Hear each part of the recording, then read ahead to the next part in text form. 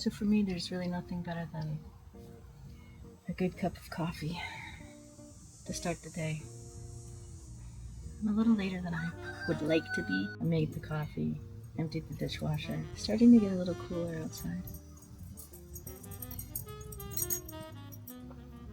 What I'm trying to do right now is bring in some cinematic types of shots. I'm also going to be evaluating today the multi-camera with the voice editing. The other really interesting thing that I saw yesterday, I saw this article and it makes total sense. It was actually a YouTuber that I subscribe to. I've been going through and cleaning out my email. I found a tool for this. It's more than I'd like to spend on it, but honestly, it forces you to do it because now you've actually spent some money on something that you needed to do. And it also, at least in my own mental kind of craziness, it also makes me feel like I have to spend that money because you should have been taking care of this from the start. But who has time for all that malarkey, especially with everybody sending you everything?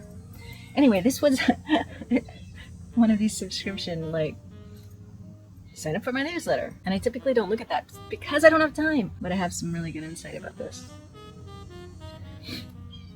I have been collecting through a Google Scholar search publications, any publications that have been published with these Google kind of Scholar keywords. I've been getting emails about these publications. Sometimes I would look through and I'd be like, oh, what's new in my fields, trying to keep up with the literature, but you run out of time. You just don't have time. So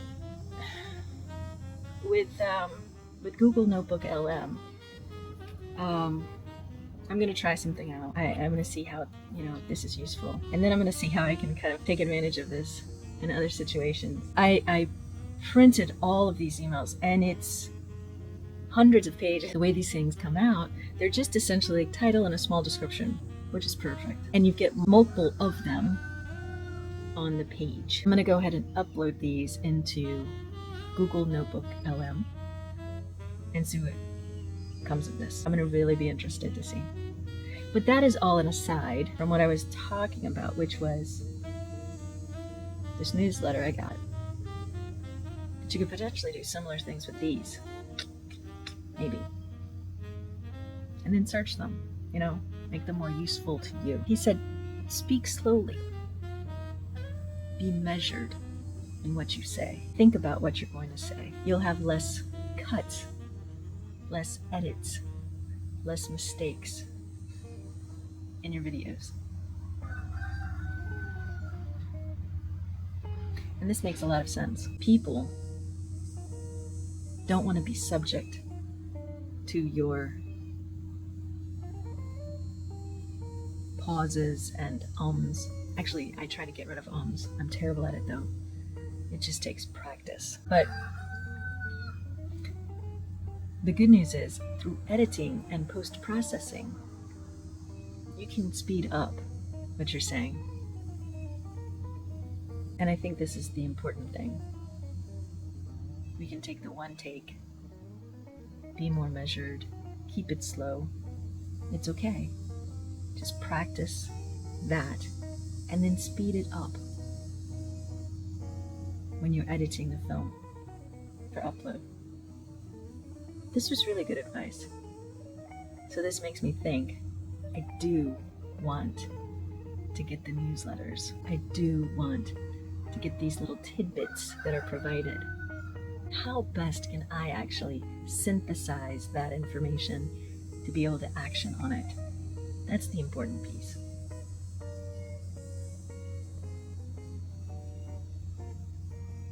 Getting things from my inbox, which I never read,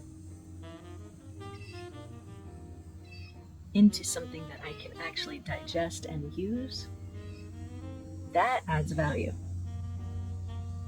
So I'm going to experiment with Google Notebook LM. I was thinking about being a bit ridiculous yesterday.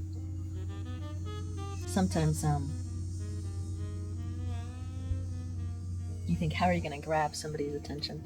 And then I was thinking to myself, this isn't about grabbing anyone's attention, really. It's about just leaving a legacy, right? People know you through certain lenses, but nobody can know you through all the lenses. And this certainly isn't all the lenses. But I do think even if you go forward with trying to document things in your life, ideas that you have, your thought process,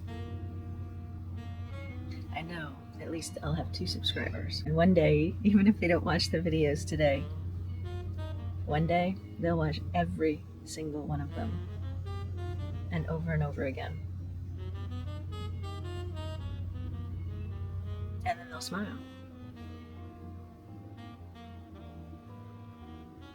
And that's your legacy.